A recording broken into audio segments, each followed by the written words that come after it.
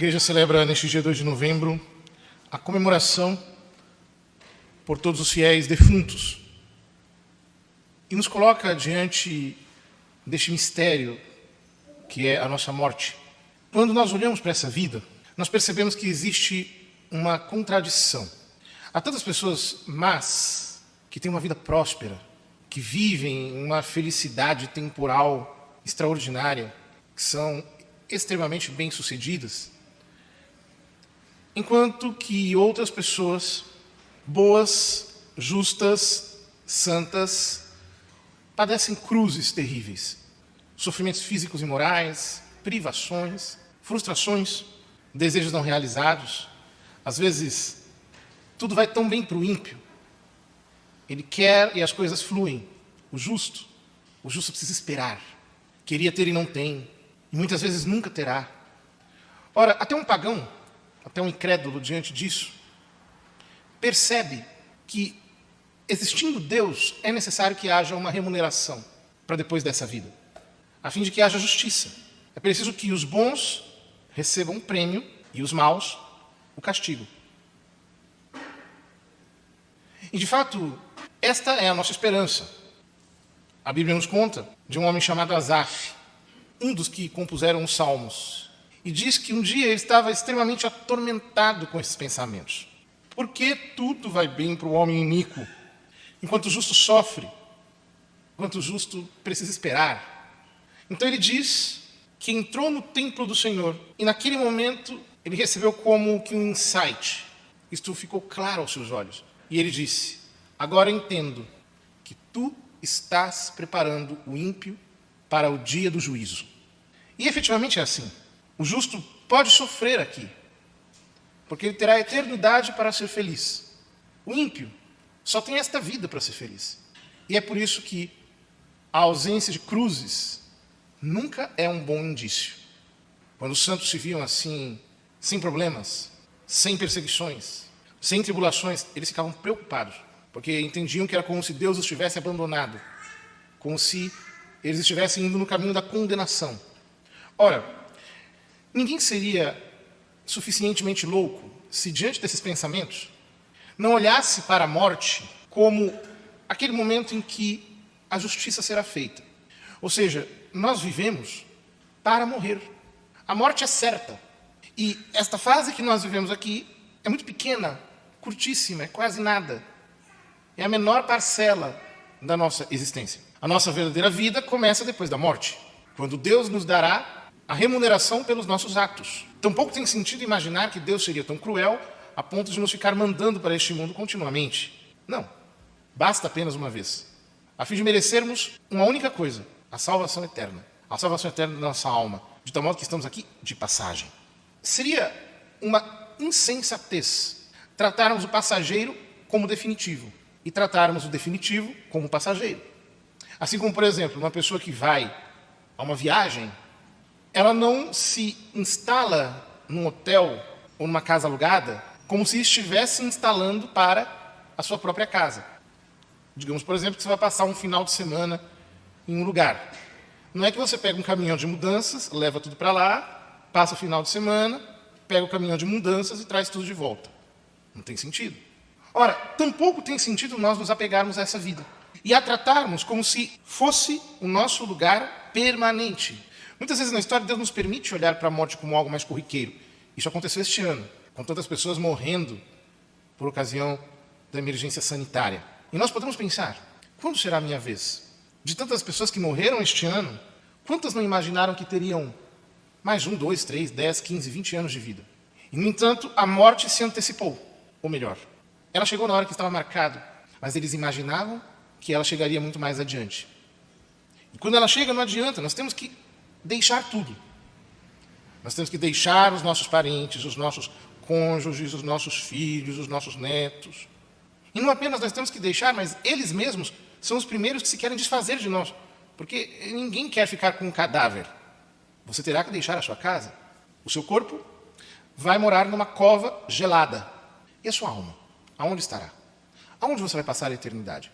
Garanto que não será numa balada, não será com os amigos de videogame. Aonde nós vamos passar a nossa eternidade? a lembrança da nossa morte não pode ser para nós um pensamento distante, porque na realidade ela pode acontecer a qualquer segundo. Basta que uma veia se rompa no nosso cérebro, basta que nós tenhamos um mínimo episódio cardíaco e tudo se foi. Portanto, pensar na morte, para nós, é puro realismo, porque ela é uma certeza, e não é uma certeza distante, ela nos rodeia. E um dia você levará o beijo da morte. A pergunta é onde estará nossa alma? Porque a maior parte dos cristãos vive assim, como se o céu já estivesse garantido, ou como se nós pudéssemos chegar ao céu por um acaso. Então, você nunca se preocupa com a sua salvação. Você não toma cuidado com a sua alma, a expõe a todos os pecados. Mas acredita firmemente que no final vai dar tudo certo. É uma loucura. É como alguém que pegasse um baú de moedas de ouro, jogasse num rio e dissesse, daqui a uns 20 anos eu vou voltar e recolho tudo de novo. Se ninguém faz isso com um baú de moedas de ouro, nem moedas dessas que nós temos, como é que nós podemos fazer assim com a nossa alma? E dizer, não, mais tarde eu me confesso, mais tarde eu me batismo, mais tarde eu me caso, porque não está casado segundo a lei da igreja, né? Mais tarde. Quem diz que terá mais tarde? Você pode garantir com certeza que você vai chegar ao fim do dia de hoje? Você pode assegurar que até o fim dessa semana nós já não estaremos no teu velório? Ninguém pode dar essa garantia, porque a vida é efêmera. E o que interessa é aonde nossa alma passará a eternidade. Mas eu tenho este cargo que eu quero adquirir, eu quero essa posição. Enquanto Deus te está dizendo, louco, você está indo ao encontro da sua condenação. Porque quanto mais alto o homem está, mais alta é a sua queda. Isto que tanto te preocupa, te ajuda ou te atrapalha a ir para o céu?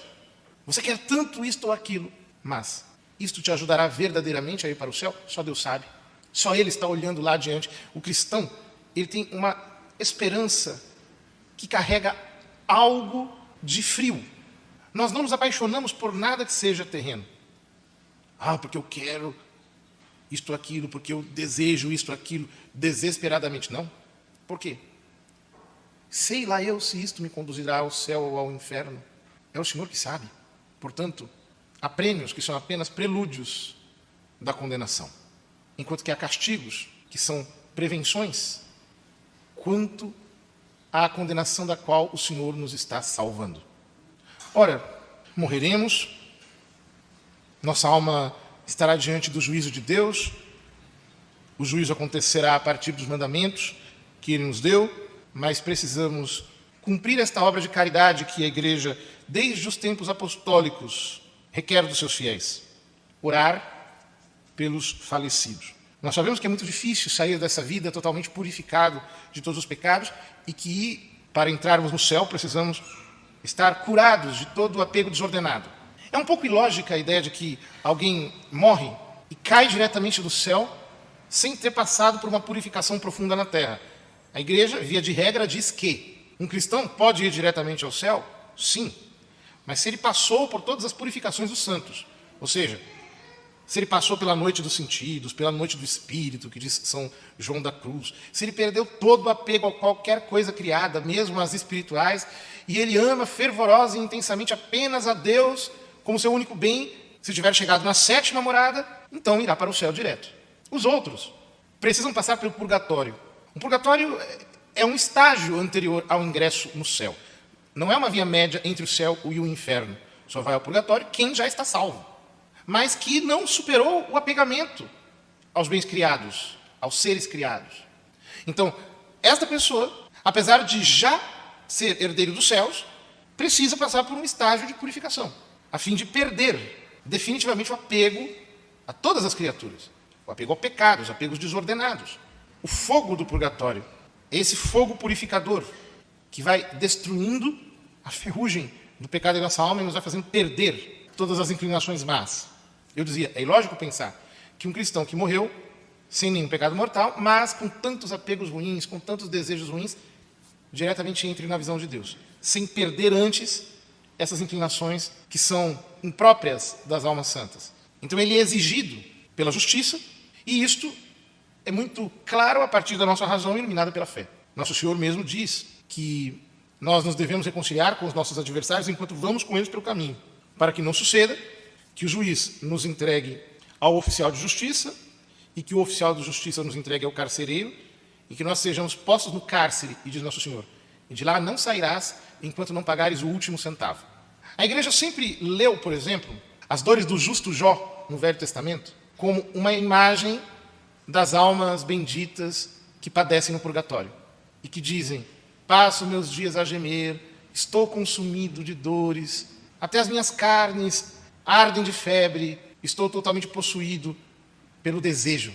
Ou, por exemplo, aquele salmo em que Davi diz: ao Senhor eu peço apenas uma coisa, e é só isso que eu desejo: habitar no santuário do Senhor todos os dias da minha vida, entrar no esplendor da santidade e contemplá-lo no seu tempo. Estes são os desejos de uma alma no purgatório, ou seja, o desejo tão grande de se unir a Deus com a impossibilidade de fazê-lo, por causa dos seus defeitos, dos seus pecados, das suas inclinações, dos seus vícios. Por isso a igreja diz que a única coisa mais dolorosa que o purgatório é o inferno. Portanto, não há pior tristeza que a das almas do purgatório. Contudo, também não pode haver maior alegria que a delas, porque já estão confirmadas em graça. Sabem já que irão para o céu, mas ainda não podem fazê-lo. Por isso, como elas não podem se ajudar, a nossa obra de caridade, de rezar por elas, é tão necessária, tão meritória e tão importante. A doutrina católica diz que é mais perfeita a obra de caridade de rezar pelas almas do purgatório do que de rezar pelos vivos. Porque os vivos podem escapar do purgatório se procurarem ser santos e se forem mesmo. Mas as almas do purgatório não. Elas não podem se ajudar. Nós podemos nos ajudar, podemos merecer, podemos nos converter. Elas dependem das nossas orações. E são inocentes. Ou seja, elas não pecam mais. Elas já estão confirmadas em graça de Deus. São apenas a parte padecente da igreja que está sofrendo enquanto aguarda a união com Cristo. Ao mesmo tempo, é uma obra de caridade para com Deus. Em que sentido? Ninguém quer mais se unir às suas esposas do que Jesus Cristo. Portanto, o coração de Cristo é desejoso de se unir às suas esposas, às almas do purgatório. Ele as quer no céu. Contudo, este seu desejo é impedido por uma realidade objetiva. Elas precisam ser purificadas, elas querem ser purificadas, mas essa purificação só pode ser abreviada pela oração da igreja na terra. É por isso que nós rezamos pelos falecidos. Porque pelas nossas orações, nós podemos merecer, graças aos méritos de Cristo, a abreviação das suas penas. É importante dizer que isto se faz a modo de sufrágio, porque nós não somos espíritas. Então nós não pregamos nenhum contato direto com os mortos. Nós entregamos as nossas orações ao Senhor em favor delas. Especialmente a Santa Missa, que é o sacrifício de Cristo, a Santa Comunhão, o terço, as demais orações. Mas é Deus que aplica sobre elas, de acordo com a sua vontade, as nossas orações. É importante dizer porque não há automatismos. Tudo isso depende da vontade divina. Por isso que nós dizemos que as nossas orações são a modo de sufrágio. Ou seja, não é porque você vota num candidato que ele automaticamente é eleito. É um sufrágio. É assim que funcionam as nossas orações, pelas benditas almas do purgatório. Rezemos por elas. É uma obra de caridade. Uma obra de caridade que tem ficado muito esquecida. Escute, quem é o jovem que você conhece que fala do purgatório? Que pensa nas almas? Recentemente foi beatificado Carlo Acutis. E uma vez, quando ele era jovenzinho, ele viu a alma do seu avô. Então ele começou a rezar por ele e desenvolveu uma devoção pelas almas do purgatório. Rezava, oferecia sempre uma parte do terço, a comunhão, intenções de Santa Missa, etc. Seus filhos fazem isso? Seus netos fazem isso? Não, né? Prepare-se para um longo purgatório, viu? Será muito triste, porque nós não temos mais falado da devoção às santas almas, de rezar pelos falecidos. E ainda mais existe essa ideia de que todo mundo é bonzinho, então todo mundo vai direto para o céu. Que engano. Que engano terrível. Prepare-se.